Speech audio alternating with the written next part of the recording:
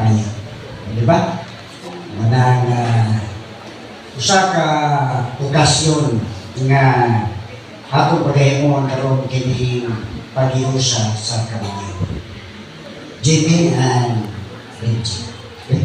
CB, parang sa So first, atong pagtano na ninyo ang mga maninoy. Sa marriage, this time, out of 10 marriages, duha na lang ang mabili. Okay? Imo na lang yan i-translate. tuwa daw. Kaya pa nila mahirapan tayo sa kalisod. Ilangan. Tanah sa ta. Okay, so out of 10 marriages today, Cristobal. only ito couple.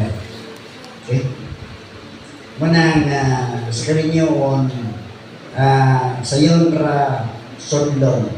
Sa yun ra mo enter sa life of marriage. Apan lison ang project, apan sila. While this time, ang gasto sa bulan karon legal yun is 50 to 100,000. So hopefully, how many years na muna nobyo? 6 years. Ang asawa, 9 years pa rin na daw yan. Pero may time di yun dato maswito ang karakter ng kuya. You must communicate always. Okay. This time sa atong mga maninay-maninay, kung ibutang ka ng marriage contract, okay, marriage contract mo na siya. Kung ang marriage contract ma-expire for 10 years, 10 years na. Kamu mga maninoy-maninay, inyo pa ba na pangasawa mo na inyong asawa ba na karon? Kung kamu pa na ito ba? Ibutang ka na ang marriage contract ma-expire of 10 years. Pwede na mo makapagitag lain. Ang pagutana, ang imong asawa karon o imong bana, pwede ba ba mo after 10 years imuhang pangasawa ng bana? Okay, kasi ko yes. Mayroon bana, mga bana, kasi na gusto kong biya ka. Inyong asawa, inyong pangasawa balik, kung mag-iskara kong pa. Naway di isa ko.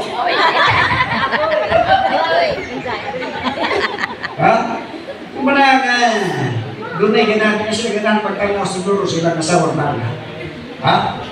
Kay usahay ang mga asawa, lami ra kung tanaw ng panahon ng maguyang. Pero maminyo na gani usahay, di naman makapagwapa. Pagwapa gyaka. Muna nga, ato imuhon nga sa marriage, every time nga ang asawa bana, susama lang yan kung sila mga kulitaw o kanaman. Nakalabita ang bana, kapoy ba yan nagikas trabaho. Kunya, muli sa ilahang balay, ang asawa, murag ni santong naong yabi, okay? Yabi, you understand me? Okay. Susi. Yan. 5 susi of successful marriage. Okay? So, take note of this. Number 1 nga susi. GB, give 100% is one of the greatest gift you can give to your wife.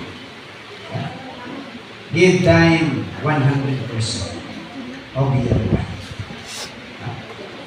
Hindi ba kayo mga barkada? Minimize na ang mga barkada because you have already a wife.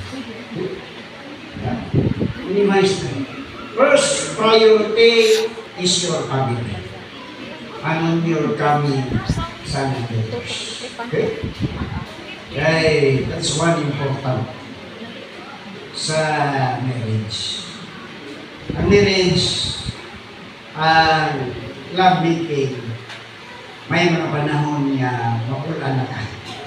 So, karon siguro, nadali na tayo madali na.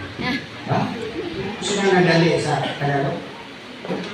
Nagmamadali. Nagmamadali. Nagmamadali? Oo. Sana gabi na.